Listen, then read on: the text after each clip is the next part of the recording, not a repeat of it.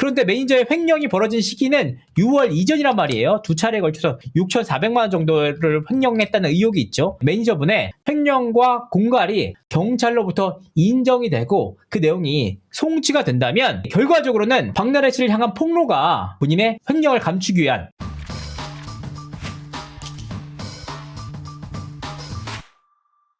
박나래 씨는 복귀가 가능할까? 왜 이런 말씀 드리냐면 지난 20일 경찰 조사를 받았어요. 이제 제가 2차 조사를 받았는데 사실은 제가 박나래 씨 사건이나 이렇게 제가 다뤘던 사건들에 대해서 취재를 계속해서 이어가고 있단 말이에요. 지금 예를 들면 뉴진스 사건을 계속해서 접촉을 하면서 어떻게 되는지 맨날 확인해요. 일주일에 한 번씩, 2주일에 한 번씩 확인하고요. 이휘재 씨 사건 같은 경우도 2, 3일에 한 번씩 이슈가 되니까 확인을 해요. 박나래 씨 사건 역시 마찬가지로 확인을 합니다. 그래서 제가 확인을 해봤더니 사실 굉장히 공교롭게도 박나래 씨의 첫 번째 조사가 미뤄졌잖아요. 그래서 두 번째 조사를 하는데 제가 알고 있기로는 그 경찰 쪽에서도 절대 외부로 알리지 말라고 신신당부를 했대요. 조사 일정이나 시간을. 그런데 들어간 지 3시간 만에 그 기사가 터졌잖아요. 이번에는 이제 두 번째인데 이번에도 똑같이 절대 외부에 알리지 말아달라고 신신당부를 했는데 사실 박나래 씨 입장에서는 이 본인의 조사 일정이나 시간을 외부에 알릴 하등의 이유가 없어요. 왜냐? 내가 경찰 조사를 받는데 저 경찰 조사 받으니까 기자들 와주세요 할 이유가 없잖아요. 그래서 굉장히 극비리에 나름대로는 조심해가지고 경찰 조사를 받으러 갔는데 이미 영상 기자들이 기다리고 있었던 거예요. 그러니까 굉장히 거기서부터 뭐 쉽지 않은 상황이죠. 박나래 씨 입장에서는. 애초에 2차 조사를 했는데 사실은 제가 알고 있기로는 3, 4차 조사까지 불가피한 상황이었어요. 왜냐하면 박나래 씨가 조사를 받은 그 영역들이 굉장히 넓어서 두 개 부서가 나눠서 맡았다고 하더라고요. 형사과랑 수사과에서 모두 박나래 씨 사건을 총 6건 정도 됐는데 그걸 뭐 3, 4건씩 각각 나눴나 봐요. 이제 그래서 수사가 굉장히 장기화될 모양새였는데 나름대로는 심플하게 봐서 박나래 씨 건에 대해서 조사가 빨리 끝난 것으로 보입니다. 이제 조사는 끝난 것으로 알고 있고 결론만 나왔는데 다만 이제 좀 오래 걸릴 것 같습니다. 박나래 씨 결론이. 일단은 그 앞서서도 살짝 말씀드렸지만 박나래 씨가 처벌받을 가능성은 100%예요. 왜냐? 대리 처방 문제는 빼박이에요. 이것만큼 명확한 사안이 없습니다.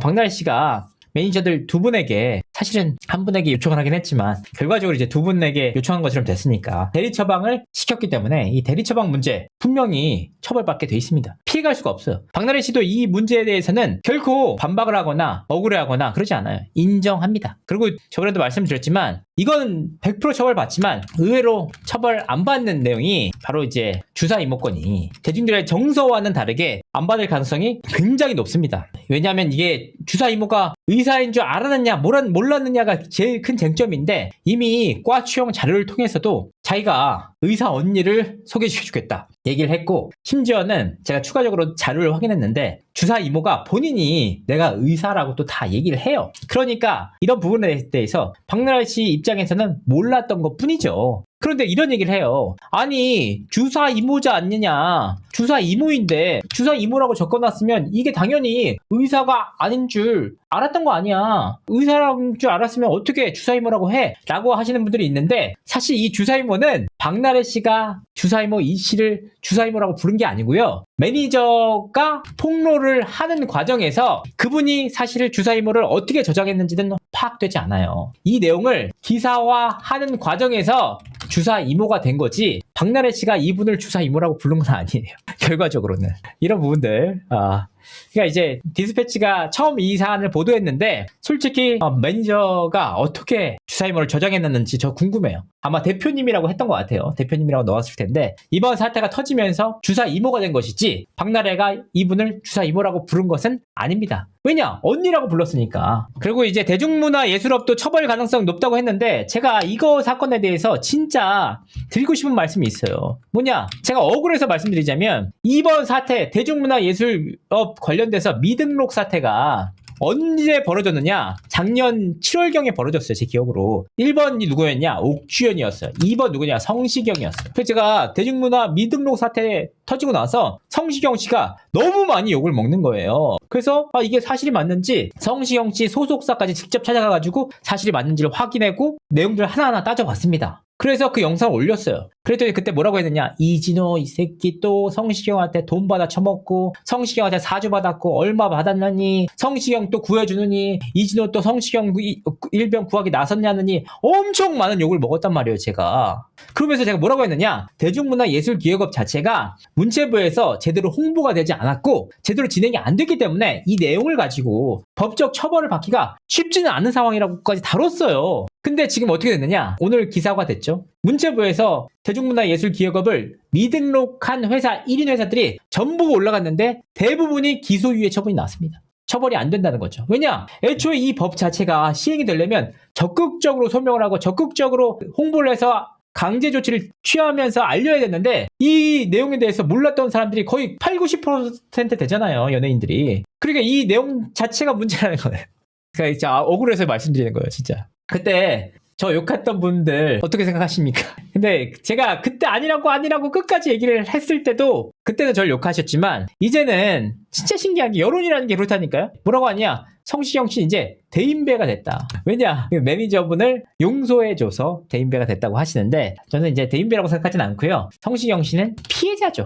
피해자인데 다만 이 사안을 엄청 크게 문제제기하기 싫어서 정리를 한 것으로 판단을 하고 있습니다. 왜냐? 1, 2천만 원이나 1, 2억 정도면은 용서해 줄 수 있다고 생각해요. 저는 솔직히 말씀드립니다. 근데 이제 1, 20억 단위로 올라가면은 쉽지 않잖아요. 그럼에도 불구하고 성시경 씨가 정말 대승적인 차원에서 용서를 해줬다면 그것도 문제예요, 사실. 왜냐하면 그로 인해서 연예계 많은 매니저분들이 그 얘기를 제가 진짜 진심으로 제가 하는 말이 아니에요. 현직 매니저가 다수의 매니저가 있는 그런 자리에서 성공하면 성시경 매니저, 실패하면 박나래 매니저 이런 말이 진짜 나온다니까요. 농담이 아니에요. 그 성시경 씨 매니저는 십수억대, 최소 십수억대 돈을 횡령에 가깝게 가져가면서도 누군지조차 문제가 안 됐죠. 법적 처벌도 안 받았죠. 그냥 혼자 사는 겁니다. 박나래 씨 경우에는 박나래 씨 매니저가 5억 원을 달라고 했던 건 맞죠. 그런데 이 내용이 결과적으로 박나래 씨가 끝까지 거절을 하면서 이번 사태가 됐어요.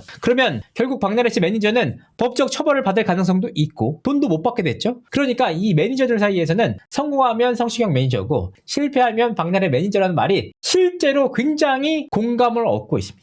그냥 하는 말이 아니에요. 그래서 제가 얼마 전에 성시경 씨 관련돼서 다뤘다는 이유로 왜 성시경을 끌어들이느냐라고 하는데 이번 사태의 최초 시발점이 바로 성시경 씨 매니저의 사태로부터 촉발된 겁니다. 냉정하게 말씀드리자면. 그러니까 어쨌든 이제 박나래 씨의 경우에는 그 대중문화 예술기획업 이 문제가 기소유예 될 가능성이 높고 만약에 처벌받더라도 어머니가 대표자 이름으로 돼 있어서 어머니가 처벌받는다.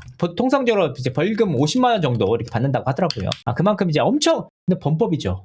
옹호하는 거 아닙니다. 처벌받을 건 당연히 받아야 되지만 박나래 씨가 처벌받는 건 아니다라고 말씀을 드립니다. 일단은 여기서 중요한 게 뭐냐면 이제 박나래 씨 좀 어떻게 지내냐 이런 부분도 좀 살펴봤어요. 박나래 씨가 어떻게 지내느냐? 일단은 박나래 씨는 집 밖을 거의 못 나오고 있는 상황인 것은 맞습니다. 근데 신기루 씨랑 친하다고 하더라고요. 그래서 신기루 씨가 얼마 전에 모친상을 당했는데 거기서 박나래 씨를 봤다는 관계자들이 저한테 제보를 해줬어요. 그때 이제 재밌는 게 뭐냐면 사실 박나래 씨가 JDB 엔터에서 나오면서 그 과거에 십수년 동안 함께 했던 그 매니저들과 소속사 관계자들이랑 사이가 되게 안 좋아졌어요. 진짜 되게 극도로 안 좋은 상태에서 나왔단 말이에요. 그런데 신기루 씨 모친상 그 빈소에서 JDB 관계자, 고위 관계자들과 박나래 씨가 만나면서 서로 굉장히 대화의 장이 벌어졌다는 거예요. 그래서 서로 얘기도 나누고 뭔가 뭐 잘 얘기를 나눴다고 하는데 어떻게 풀었는지 모르겠습니다. 잘 얘기를 나누는 모습만 봤다고 하는 거니까. 그러니까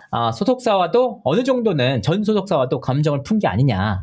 집 안에만 있기 때문에 막걸리 제가 좀 못하겠죠.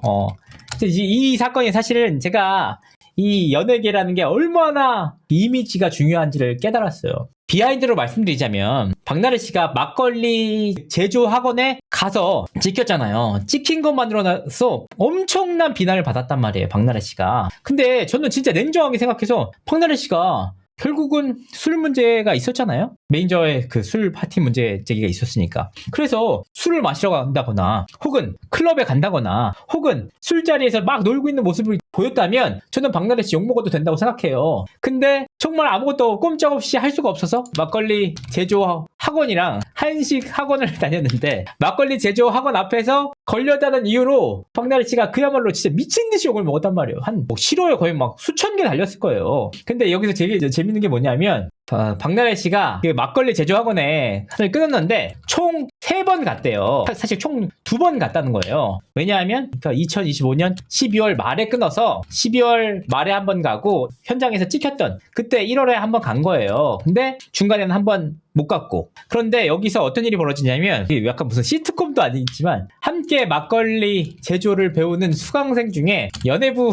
기자 출신 있었. 그래서 굉장히 공교롭고 우연이다 라고 했는데 아니나 다를까 이 이슈가 터지자마자 그 기자가 기다리고 있다가 박나래 씨를 거기서 찍었죠. 거기 명동에 있는 막걸리 제조 학원이라고 하더라고요. 물론 그 연예부 기자 출신이 제보했는지는 몰라요. 다만 굉장히 공교롭게도 그런 일들이 벌어졌다. 사실 거꾸로 생각해보면 박나래 씨가 한식 학원도 끊었거든요. 제가 확인하기로는. 근데 한식 학원에서 포착됐으면 그렇게 욕은 안 먹었을 텐데 막걸리 학원에서는 그렇게 됐다는 것 자체가 굉장히 흥미롭습니다. 만약에 박나래 씨가 막걸리 학원에 갔다는 내용을 제보받았다면 과연 기자가 거기서 뻗치기 했을까? 안 했을 거라고 생각합니다. 그래서 현실적으로 박나래 씨가 복귀는 가능하냐? 솔직히 어렵다. 근데 이거에 대해서 저는 가능성이라는 걸 따져봤을 때 가능성은 있어요. 왜냐? 이번 사태가 주사위목건이 이번 사태의 그 어떤 핵심도 아니에요.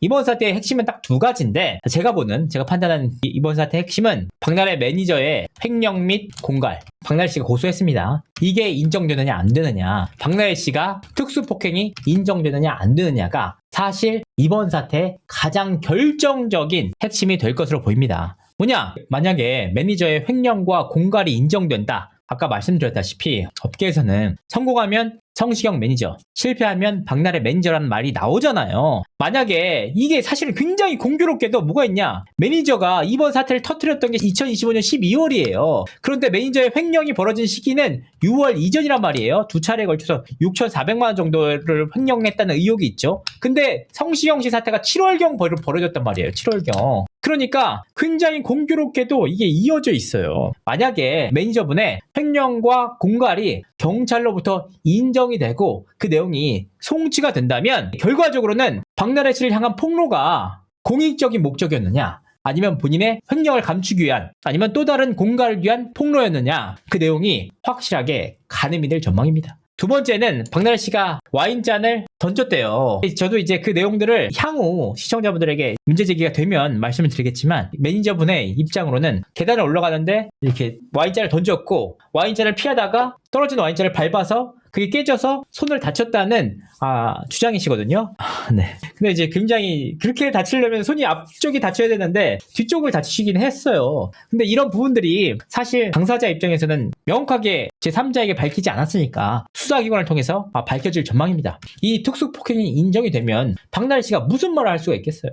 그리고 더욱이 특수폭행이 인정되잖아요? 그럼 복귀는 사실상 어렵다고 봅니다. 근데 이번 사건을 잘 보면 왜 문제가 뭐냐? 주사위목건 많은 분들이 얘기하시는데 이번 사태를 조금만 더 생각해보면 진짜 이상한 게 있어요. 박나래 씨 매니저가 주장하는 게 뭐냐? 박나래의 갑질을 주장하고 있단 말이에요. 갑질을 당해서 내가 너무 힘들고 갑질을 당해서 여러 가지 일들이 벌어졌고 특수폭행들이 있어가지고 내가 너무 힘들었다는 취지잖아요. 근데 우리가 냉정하게 이번 사건이 끝난 뒤에 살펴보니까 뭐냐? 정말 공익적 목적으로 보도를 했다면 박나래 씨로부터 갑질을 당하고 힘든 일을 당했다면 가장 먼저 나와야 될 것은 사실은 박나래 씨로부터 당한 특수폭행과 혹은 박나래 씨의 갑질이 나와야 되는데 그게 아니라 주사이모가 1번이었다.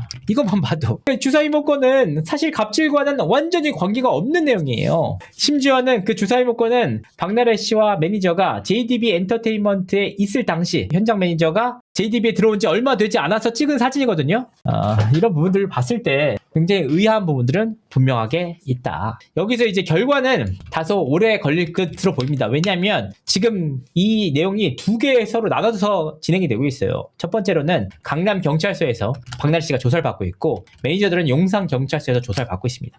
그러니까 한쪽에서 빨리 결론이 나더라도 나머지 이런 경우에는 나머지 수사팀과 공조 같은 게 이루어진다고 하더라고요. 그러니까 현장에서 어떤 식으로 한쪽이 빨리 나더라도 다른 쪽을 기다려줄 가능성이 무척이나 높기 때문에 다소 좀 더 시간이 걸릴 것으로 보입니다.